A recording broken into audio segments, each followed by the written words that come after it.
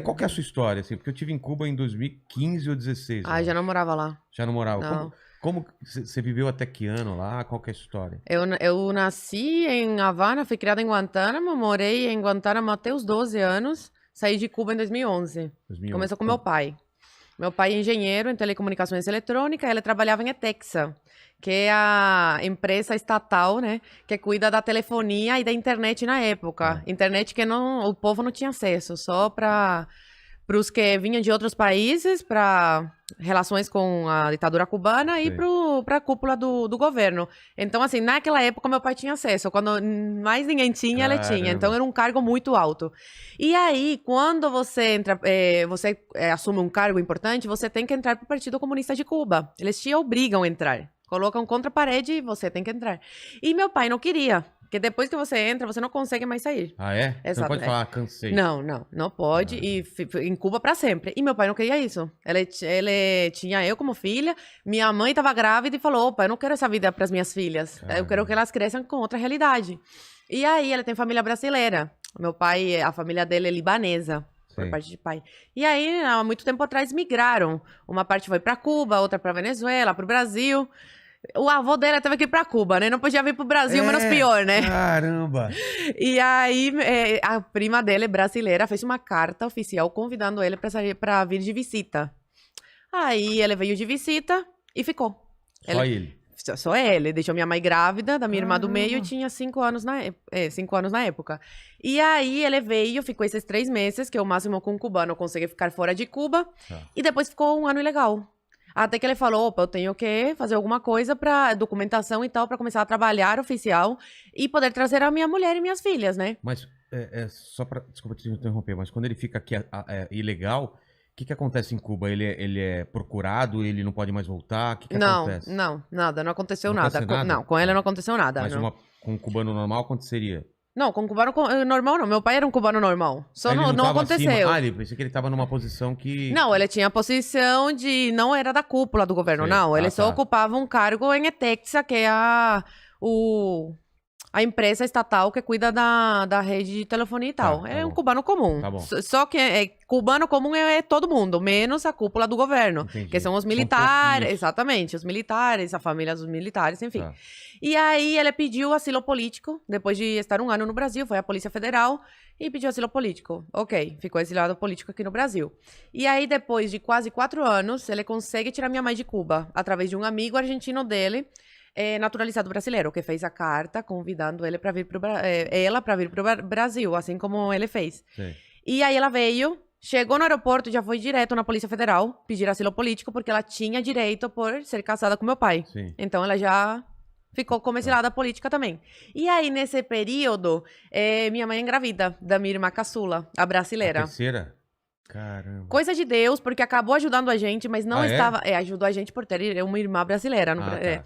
Só que assim, não estava nos planos. As coisas de Deus são inexplicáveis, não estava nos planos. Eles estavam muito apertados, gastando muito dinheiro. Foi muito, muito caro, né? Sim. A nossa saída de Cuba foi muito cara. Mas enfim, as coisas de Deus são assim, ela foi o presente da nossa família, eu falo, ela se acha com isso, brasileira, né, um pouquinho chata, um pouquinho chatinha. Como que ela chama? Maria Cecília. Maria Cecília. E aí a gente, depois de quase 3 anos, consegue sair de Cuba. Minha irmã do meio conhece meu pai com 5 anos. Ele volta a me ver com 12, meu pai. E a gente conhece a nossa irmã caçula com quase 3 anos. E nesse período, ficamos com os nossos avós maternos, em Cuba. Mas sofreram algum tipo de perseguição por causa disso ou é meio tranquilo? Não, foi tranquilo. Ah, tá. Graças a Deus. Imagina que quem sai... Não, e eles deixaram a gente sair, né, as crianças, porque os nossos pais estavam fora do país e tem a lei de reunião familiar. Ah, é? Então, eles não tinham como impedir, assim, de deixar os pais em um país e as crianças em outro, sabe? Mas no caso, por exemplo, do programa Mais Médicos, os médicos vinham aqui e a família ficava lá. Sim. Aí ele não podia ficar aqui e trazer a família? Ou ele podia? Depois podia. Podia? Se ele desertasse, depois de um tempo podia sim tirar. E alguns fizeram isso? Você alguns sabe? fizeram. Fizeram. Os corajosos fizeram. Esses têm a minha admiração. Os outros que ajudam a financiar, não. Porque como que era? Ficava uma parte para o governo cubano e uma parte para eles? Não, 70% do salário ia para a ditadura. 70%? Por isso que quando o Bolsonaro entrou, ele falou, olha só, seguinte, o salário, os 10 mil, Eu quero pagar diretamente para os médicos. Claro, que é o justo, né? E aí a ditadura não quis. Aí o Bolsonaro falou, ou aceita ou se retira de cena. E aí a ditadura, né, com o trabalho humanitário que eles fazem com o mundo, enchem a boca pra falar que é ajuda humanitária, que eles mandam pra ajudar o mundo. Mentira! Mandam porque é dinheiro. Tudo no final e aí dinheiro, eles se né? retiraram de cena. Mas 70%, e mais, era mais de 70% que ia pra ditadura. Só que aí se tornou público, teve um maior bafafá. E aí a ditadura falou, olha só, vou dar mais uma esmola pra eles. E aí aumentou um pouco. Caramba. Mas assim, de 10 mil, 7 mil ia pra ditadura.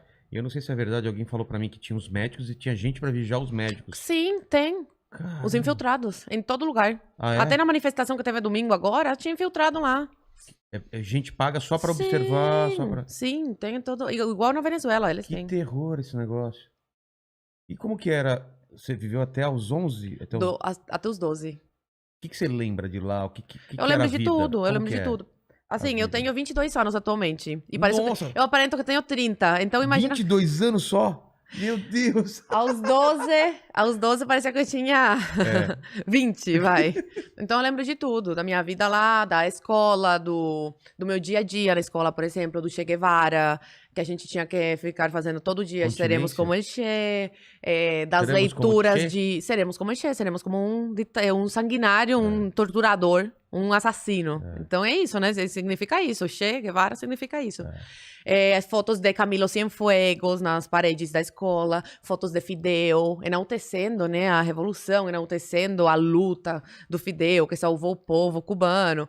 Então, meus dias na escola eram assim. Eu não podia falar o que eu pensava, eu só podia escutar o que a professora falava e repetir. Não podia pensar diferente. Não. Só na minha casa. E na minha casa, sim. Casa Só que a minha mãe falava, o que você escuta em casa, você não pode repetir na rua. Caramba. Porque podia prejudicar a minha mãe. Claro. E meus pais, meus avós, entendeu? Perseguição, Sabe podiam que eles pensam perder. diferente, Podiam perder o emprego, podiam sofrer represália, tudo isso. Então, é bem difícil. A vida lá é bem difícil. A doutrinação, o jogo que eles fazem com a tua cabeça, sabe? É bem complicado. Eu lembro de... Eu fui lá a passeio, né? Eu fui em Havana e depois em Varadeiro, né? Eu não conheci Varadeiro, era proibido na minha época. Como assim? Era proibido. É uma praia maravilhosa. Em 2011 era proibido você frequentar Varadeiro. É só pra turista. Agora não, agora pode.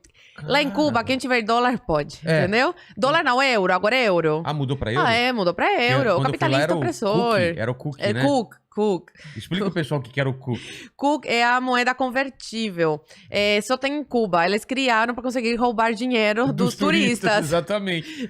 Porque lá tudo é barato. Era igual o dólar. Tipo, valia o mesmo que o dólar. Não, é absurdo. Tipo, você ia comprar, pra turista era um preço, né?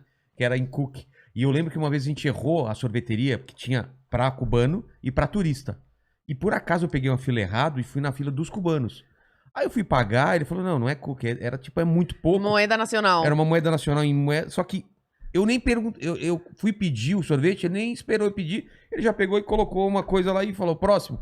Eu não tive direito de escolher. Pra você ver como é humilhante, né? Cara, o cubano é tratado tão mal no seu próprio país, sabe? Eu fui pagar, não, eu quero mais. O cara nem me escutou. Vinha outro, já, uma fila enorme, e colocando duas bolas. Uma bola, sei lá, de chocolate e outra, e é isso. Ou quer, se não quer... Tratam melhor os turistas do que seu próprio povo. E minha mulher me esperando na sorveteria pra turista, aquela puta taça, você podia escolher, não sei o quê. Só que paga em dólar, né? No cookie, que é 1 para 1, né? Era 1 para 1. Cara, e eu fui num restaurante, aí eu fui ao banheiro e falei, putz, não tem papel higiênico. Ali, abri uma portinha com chave, me deu o papel higiênico. Falei, cara, eu perguntei pro cara, por que você não deixa o papel higiênico no banheiro? Ele falou que senão os funcionários levam. Cara, olha Não, eu cheguei no Brasil, não sabia usar papel higiênico. Não, eu me irritava com a minha mãe, porque na casa da minha mãe era papel higiênico, pô, capitalismo, claro. que até o pobre tem papel higiênico, entendeu? E aí eu falava, mãe, pelo amor de Deus, eu já te falei que eu não suporto isso, o papel é muito fino, eu furava. Eu falava desse jeito. Você limpava com o quê? Com jornal? Com jornal e livro de marxismo, que é o único tipo de livro... É o único tipo de livro que tem em Cuba, marxismo. Achou um bom uso pro livro de exatamente, exatamente. Se eu colocar a foto do Che atrás, da privada, e o livrinho marxista do lado, pronto. E batendo continência aqui, ó, batendo continência. Ótima Seremos como Che, sim! O Granma, que é o órgão oficial, né? O jornal oficial de Cuba e tal, Partido Comunista de Cuba. E aí eu falava, mãe, pelo amor de Deus, eu preciso de jornal. Aí demorou muito pra eu me acostumar com papel higiênico. As pessoas... agora, atualmente, eu acho, tipo, eu dou risada e tal. Eu dou risada dessa história e tal, mas ainda tem muita gente que tem essa realidade em Cuba, sabe? Então, é engraçado, mas ao mesmo tempo é muito trágico, eu achei né? triste, porque eu falei, cara, o cara tem que roubar do restaurante, porque na casa dele não tem papel higiênico. Não, e muitos turistas nos hotéis, que ficam de luxo e tal, eles pegam e dão, né, quando eu soube, eu saí pegando do hotel e dando pro pessoal. E aí eu tenho aquelas bicicletinhas, né? Que é tipo táxi, só que é bicicleta. Não sei como bicitáxi. Bicitáxi. E eu fui trocando ideia com o pessoal e eles querem saber de tudo fora de como que é lá, como que é o mundo lá fora. Eu falei, como assim vocês não sabem das coisas que acontecem? Não, porque antigamente era assim, internet total, né? Então era mais fechado ainda. As pessoas não tinham ideia de como era a realidade. Não, e no hotel tinha uma internet super lenta pra turista só. Sim, e caríssima, né? Caríssima. E o lance de televisão. Era a televisão da China, eu acho, e a cubana só. Sim. Só tinha esses canais, mesmo no hotel, pra gente. Sim. Então eu falei, cara, como que o pessoal vai saber de fora como que são as coisas? É uma doutrinação muito grande, por isso que eu falo que quando a ditadura cair, se um dia cair, vai ser muito difícil Cuba voltar a ser o que era, vai demorar uns 50 anos, porque não só economicamente Cuba tá falida, também social, no quesito de social-cultural. Aí acabou, Fidel acabou com a cultura. Então, mas todo mundo enaltece a cultura de Cuba e a educação, como você pode falar que um povo é inteligente, educado, se ele não tem acesso à informação? Entendeu? Como você vai avaliar? Qual é a visão de mundo que o pessoal lá tem? Ele não tem debate, sabe? Debate. De diferentes ideias para colocar na mesa e debater sobre... Não, é só aquilo e pronto, sobre o imperialismo yankee. Essa semana eu postei no meu Instagram fotos dos livros, de um livro de Cuba. Como que é? Falando do imperialismo yankee, eles colocam de armas. Os esquerdistas, eles são desarmamentistas, né? Eles pregam isso do desarmamento. Nos livros em Cuba é tudo de arma, entendeu? Do guerrilheiro, ir pra guerra, do imperialismo yankee, do Fidel, tio Fidel, que ajuda, que não sei o quê. E foto do Fidel no livrinho mesmo, sabe? Do ensino fundamental isso, pra criança, sabe? Então é muito, a doutrinação é Gramsci, né? O Fidel estudava muito Gramsci. Então é uma... Marxismo cultural. Marxismo cultural. E os meios de comunicação tomados também. É bizarro, é bizarro. Vai demorar muito pra Cuba. Mas você sentia dos seus amigos da escola que eles compravam essa ideia ou muita gente discordava? Muita gente discordava. Porque muitos que estudavam comigo tinham família fora. Pra quem tinha família fora era diferente. Eu tinha família fora. Eu tenho tios na Espanha, nos Estados Unidos. Então, a gente tinha um pouco de acesso a outra realidade, porque meu tio, por exemplo, dos Estados Unidos, ele ia pra Cuba visitar minha avó, que é filho, né? A mãe dele, que mora lá. Então, quando ele ia, ele levava coisas pra gente, malas de roupa. Ele levou uma mala cheia de roupa pra mim, de tênis e sapato e não sei o quê. Então, assim, pra quem tem família fora... Dá pra você comparar, né? Falar, opa, mas por que